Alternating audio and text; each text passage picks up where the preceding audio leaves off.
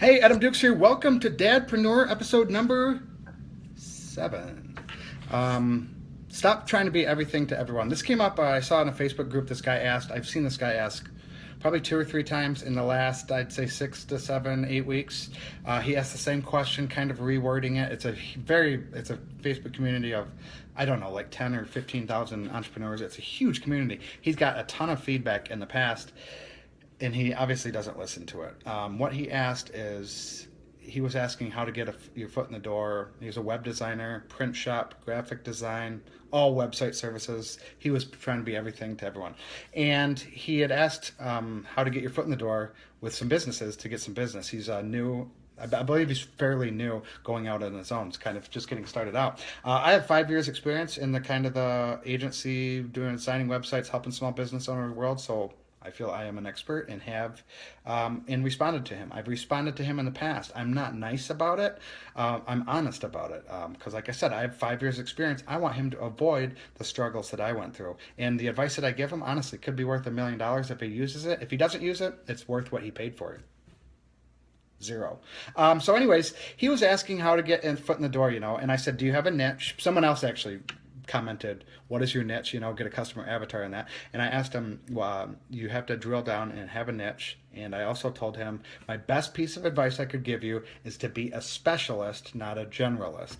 His response back was, I work in the medical field, but I don't want to turn business away. Basically, I want to help everyone. And I told him, your service, I hate to say it, but your service isn't for everyone. You don't want it to be for everyone. You want your service to be like that. Nope, like that.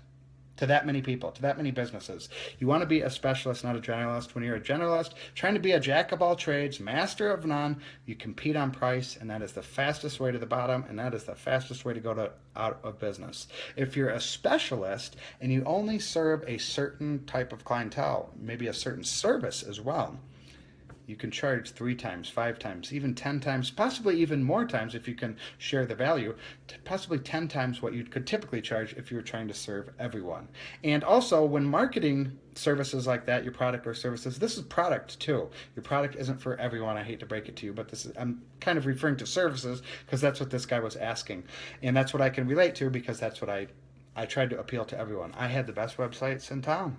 I wanted all the business. I could help every business owner out there. But I couldn't. I struggled. And when you're marketing yourself, it's much, much easier to speak to a specific person's pain points. Cosmetic dentist, let's say. Let's say you do websites for cosmetic dentists. That's much, much more focused, much easier to become an expert at than be an expert at web design. Because now you're competing with multi-million-dollar companies that have a staff of 10, 20, 30, maybe 100 designers.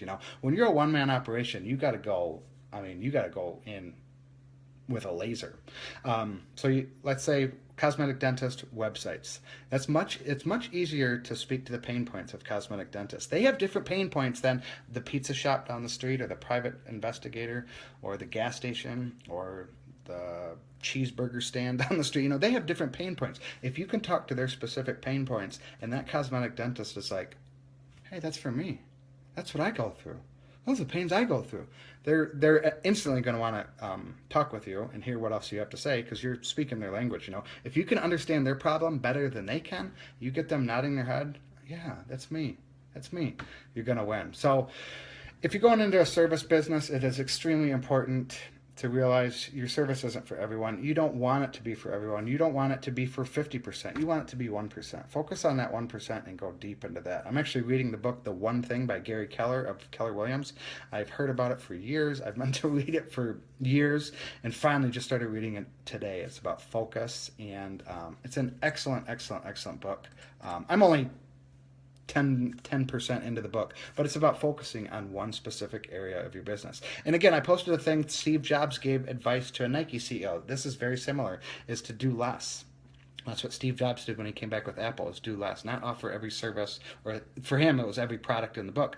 They offered less products and their business went up. Same with a service type business. Offer less services, get really, really good at that one service, and then you can have some like auxiliary services that you could add on afterwards. But get one, be an expert at that one service and that one industry. Like I said, websites for cosmetic dentists. That's very targeted.